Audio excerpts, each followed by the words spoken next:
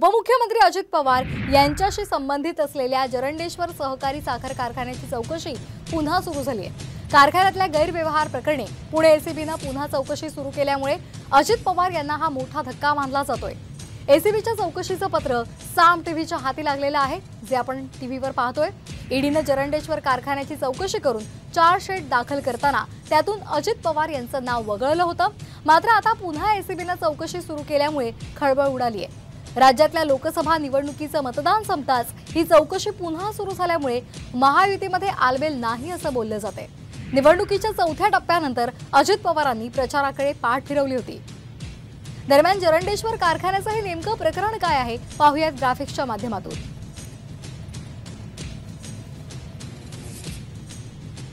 जरंडेश्वर कारखान्याची 2010 साली गुरु कमोडिटीज कडून 65 कोटी 75 लाख रुपयांमध्ये खरेदी झाली।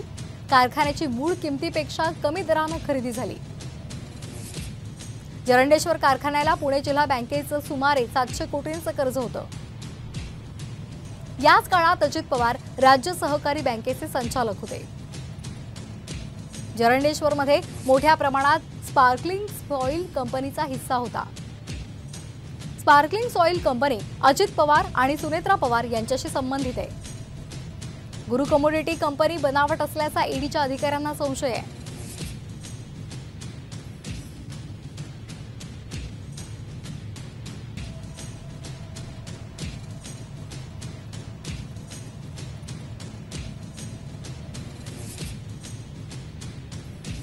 यांच्याशी संबंधित जरंडेश्वर साखर कारखान्याची उघड चौकशी सुरू करण्यात आलेली आहे। भ्रष्टाचार प्रकरणी ही चौकशी होते आणि पुणे एसीबी कडनं अर्थात लाचलुचपत प्रतिबंधक विभागाकडून ही चौकशी सुरू करण्यात आलेली आहे। या चौकशीला इथल्या वरिष्ठ अधिकाऱ्यांनी दुजोरा दिलेला आहे, मात्र कॅमेरा समोर बोलण्यास त्यांनी स्पष्ट नकार दिलेला आहे किंवा या चौकशी संदर्भात अधिकची माहिती देण्यास देखील त्यांनी नकार दिलेला आहे।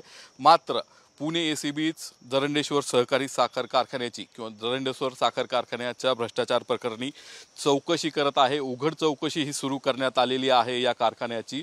अजित पवार यांच्याशी हा संबंधित कारखाना आहे। ईडीनं या कारखान्याची चौकशी बंद केलेली असताना पुन्हा एसीबी या कारखान्याची चौकशी का करतंय, यामुळे राजकीय वर्तुळामध्ये आश्चर्य व्यक्त केलं जात आहे। ही उघड चौकशी भ्रष्टाचार कारखान्याचा कोरेगावमधील एक भूखंड आणि डिस्टिलरी प्रकल्प या संदर्भाने सुरू आहे। उघड चौकशी 6 महिन्यात पूर्ण करून त्याचा अहवाल येणं अपेक्षित आहे। मात्र लोकसभेचा चौथा टप्पा संपल्यानंतर ही चौकशी सुरू करण्यात आलेली आहे। या चौकशीला वेग देण्यात आलेला आहे। कॅमेरामन सुमित भोसलेचा नितीन पाटणकर, साम टीव्ही न्यूज, पुणे।